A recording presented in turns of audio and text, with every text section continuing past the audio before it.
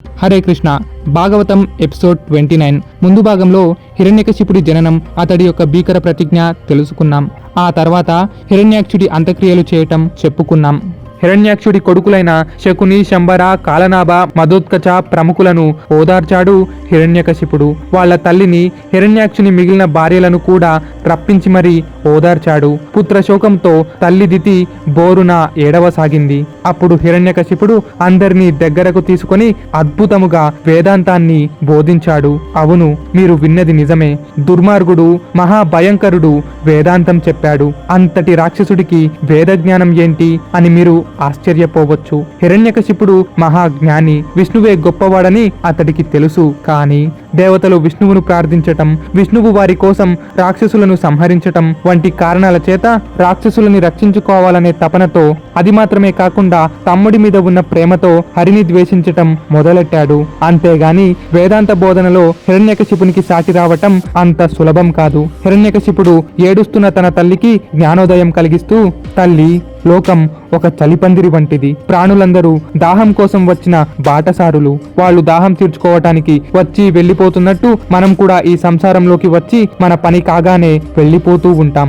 ఎప్పుడూ ఒకచోటనే కలిసి ఉండలేము. కలుస్తూ ఉంటాం, విడిపోతూ ఉంటాం. శీర్యతే ఇది శరీరం. శీర్యతే అంటే నశించిపోవటం. శరీరం అంటేనే నశించిపోయేది. ఈ శరీరము ఎప్పుడో ఒకప్పుడు పంచభూతాలలో కలిసిపోతుంది. పుట్టినవాడు సంసారంలో ఎంత తేలినా, ఎన్ని సంబంధాలు ఉంచుకున్నా చిట్ట చివర వాడు చావక తప్పదు. ఆ రకంగానే నీ పుత్రుడు హిరణ్యాక్షుడు వరాహంతో యుద్ధం చేసి వీరమరణం పొందాడు. నిన్ను వీరమాతను చేశాడు. చచ్చిన వాడి కోసం శోకిస్తే వాడు మళ్ళీ బ్రతికి వస్తాడా? రానివాడి కోసం దుఃఖించటం ఎందుకు? తల్లి, ఆ ఈశ్వరుడు సమస్తానికి అధిపతి, సర్వము తెలిసినవాడు, సర్వత్రా నిండియుండేవాడు. ఆ ప్రభువు సత్యుడు, నిత్యుడు, నిర్మలుడు, ఆదియంతములు లేనివాడు, ఆత్మస్వరూపుడు. అటువంటి ఆ ప్రభువు నిరంతరం తన మాయా ప్రవర్తనాది మహిమలతో త్రిగుణాలను కల్పించుకుంటాడు. ఆ గుణ సంయోగం వల్ల వినోదంగా లింగ శరీరం ధరిస్తాడు. ఆ ఈశ్వరుడే తన మాయా ప్రభావంతో జీవులుగా పుడతాడు.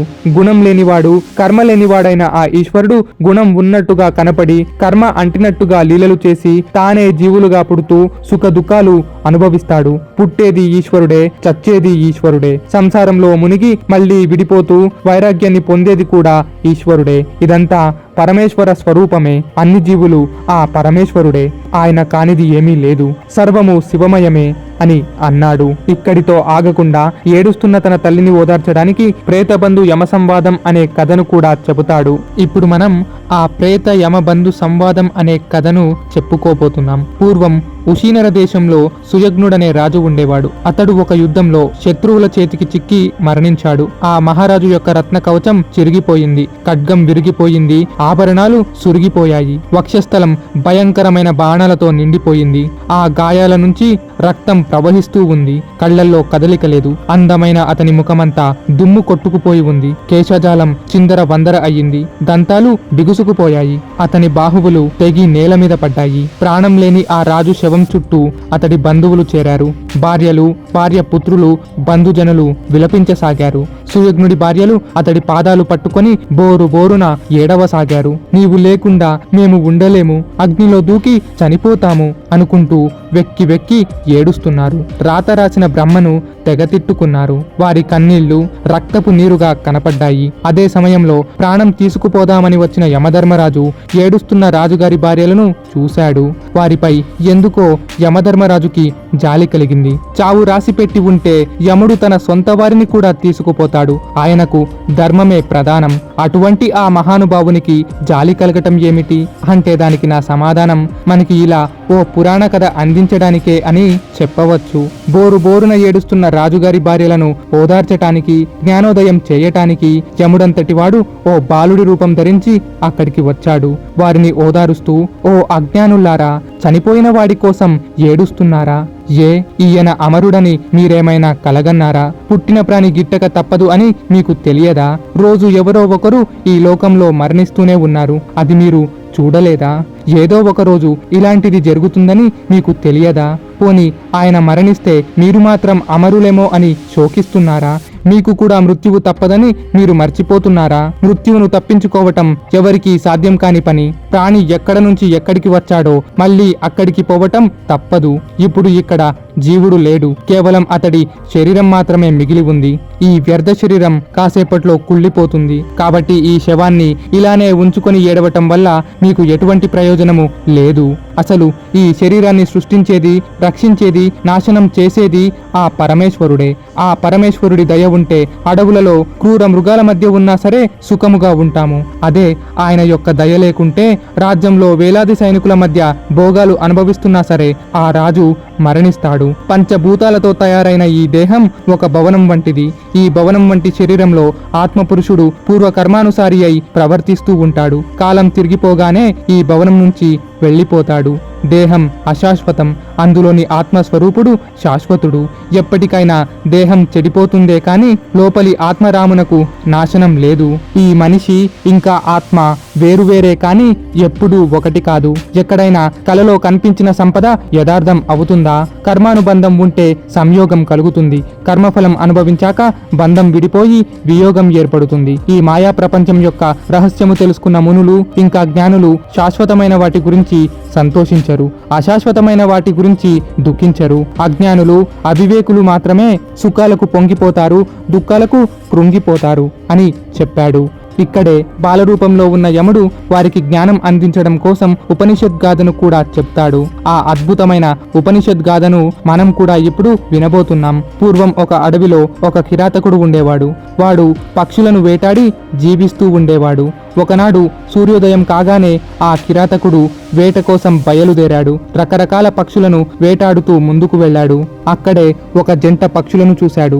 ఆడపక్షి, మగపక్షి అక్కడే గూడు కట్టుకొని వాటి పిల్లలకు ఆహారం అందిస్తూ చక్కగా జీవించేవి. అందులో ఆడపక్షి ఆహారం కోసం వెళుతూ వేటగాడి వలలో పడింది. అదే సమయంలో ఆ కిరాతకుడు పక్షుల పాలిట యమధర్మరాజుగా నడిచి వస్తూ ధనస్సు పట్టి ఒక బాణం వదిలాడు. ఆ బాణం ఆడపక్షికి తాకింది. కీచు కీచుమని వలలో కొట్టుకుంటుండగా ఆ ఆడపక్షి రెక్కలను కోసివేసి ఆ పక్షిని తన బుట్టలో వేసుకున్నాడు ఆ కిరాతకుడు. దాంతో మగపక్షి ఏడుస్తూ ఆడపక్షితో ఇలా పలికింది: ఓ సుకుమారి, ఆ బ్రహ్మదేవుడు ఈ కిరాతకుని చేతిలో చాపమని మన తలరాత రాసినట్టు ఉన్నాడు. ఏ పాపము ఎరుగము, ఎవరికి అపకారము చేయకుండా జీవిస్తున్నాము. అయినా గాని ఆ పాపపు దేవుడు మనల్ని భరించలేకపోతున్నాడు. రేపు మన పిల్లలు అయ్యో తల్లి ఇంకా ఇంటికి రాలేదే అనుకుంటూ దుఃఖిస్తాయి. అమ్మ ఆహారము అంటూ వెక్కి వెక్కి ఏడుస్తాయి. నేను తిరిగి వెళ్ళి ఎలా వాటి ముఖం చూడను? వాటి రోదన చూసి నేనెలా భరించగలను? ఈ దేవుడు మనందరినీ ఒకేసారి వలలో వేసి తీసుకుపోతే బాగుండేది అంటూ బోరున ఏడవసాగింది మగపక్షి. ఇంతలో కిరాతకుడు మరో బాణం ఎక్కుబెట్టి వదిలాడు. ఆ బాణం దెబ్బకి కిర్రుమని నేలరాలింది మగపక్షి. ఈ కథను బాలవేషంలో యముడు అక్కడ ఉన్న రాణులకు చెబుతూ, విన్నారు కదా, ప్రాణం పోకడా వాన రాకడా తెలియదంటారు. కాబట్టి మృత్యువు ఎప్పుడు ఎవరికి వస్తుందో చెప్పలేము. ఆడపక్షి కోసం మగపక్షి ఏడుస్తూ తాను కూడా ఆ వేటగాడి బుట్టలో పడిపోయింది. కాబట్టి చనిపోయిన వారి కోసం దుఃఖిస్తూ మీరు కూడా ఆ మగపక్షిలాగా అవ్వకండి. చనిపోయినవాడు ఎలాగో లెవ్వలేడు. కాబట్టి ఇక్కడి నుండి కదలండి, మీ అజ్ఞానం విడవండి అని అన్నాడు. ఆ బాలుడి మాటలకు అక్కడున్న బంధువులంతా ఆశ్చర్యపోయారు. అయ్యా, మీరెవరో ధర్మరాజులాగా ఉన్నారు అని అన్నారు. అవును, నేను ధర్మరాజునే అని ఆ బాలుడు సమాధానమిచ్చాడు. వారు వచ్చినవాడు యముడని గ్రహించలేదు కానీ జ్ఞానోదయంతో అక్కడి నుండి కదిలారు. రాణులతో సహా అందరూ లేచి చేయవలసిన అంత్యక్రియలు చేశారు. ఇలా జ్ఞానోదయంతో ఎవరి పనిలో వారు మునిగిపోయారు. అలా యమధర్మరాజు అక్కడి నుండి అదృశ్యమయ్యాడు. ఇదే ప్రేతబంధు యమ సంవాదమును హిరణ్యకశిపుడు తన తల్లి దితికి చెబుతాడు. ఈ ప్రేతబంధు యమ సంవాదమునకు సుయజ్ఞోపాఖ్యానం అని మరో పేరు. ఇక హిరణ్యకశిపుడు తన తల్లి మరియు బంధుమిత్రులు అందరితో పలుకుతూ, ప్రాణులకు పరతత్వ చింతన లేకపోవటం చేత మనవాళ్ళు అని ఇతరులు అని తేడాగా భావిస్తారు. ఎవరు పరులు, ఎవరు తనవారు, వారు మేము అని అజ్ఞానులు మాత్రమే అనుకుంటారు. ఆలోచిస్తే అందరూ ఒక్కటే అని అన్నాడు. హిరణ్యకశిపుడి మాటలతో దితి ఇంకా హిరణ్యాక్షుని భార్యలు దుఃఖం దిగమింగారు. జ్ఞానోదయం పొంది దుఃఖం విడిచి అక్కడి నుండి వెళ్ళిపోయారు. ఈ వివరణ అంతా వింటే హిరణ్యకశిపుడికి అన్నీ తెలుసు, అతడు మహాజ్ఞాని అనిపిస్తుంది. కానీ అతడి కర్మలు అతనికి అంటకుండా పోవు కదా. అందుకే హిరణ్యకశిపుడు అంతసేపు అందరం సమానమే, అందరం శివమయమే అన్నాడు గాని తన తమ్ముడి మరణానికి ప్రతీకారం తీర్చుకోవాలని కూడా అనుకున్నాడు. విష్ణువును చంపాలంటే ఈ బలం సరిపోదు, నాకు వార్ధక్యం ఉండకూడదు, చావు రాకూడదు, త్రిలోకాలని ఎదురు లేకుండా పరిపాలించాలి అని అనుకున్నాడు. రాక్షసుల గురువైన శుక్రాచార్యుడిని కలిసి తన కోరికను చెప్పాడు. దానికి శుక్రాచార్యుడు సమాధానంగా, ఓ రాక్షస రాజా, నేను మృత సంజీవని విద్య కోసమై తపస్సుకు వెళుతున్నాను. కాబట్టి ఈలోపు నీవు వెళ్ళి బ్రహ్మ కోసం తపస్సు చెయ్యు. ఆయన ప్రత్యక్షమవ్వగానే నేను చెప్పిన వరాలు కోరుకో అని చెప్పి మంత్రోపదేశం చేసి హిరణ్యకశిపుడిని తపస్సుకి పంపించాడు శుక్రాచార్యుడు. హిరణ్యకశిపుడు మందర పర్వతానికి చేరాడు. అక్కడికి వెళ్ళి భీకరమైన తపస్సు చేశాడు. ఆ తపస్సు ఎటువంటిది, ఎలాంటి వరాలు పొందాడు, తర్వాత దేవతలతో ఎలా ఆడుకున్నాడు వంటి మొదలైన విషయాలు వచ్చే ఎపిసోడ్లో తెలుసుకుందాం. సో మహాభారతం, భాగవతం వంటి లింక్స్ కోసం కామెంట్ సెక్షన్లో పిన్ చేస్తాను, చెక్ చేయండి. ఇక చివరిగా జై శ్రీకృష్ణ.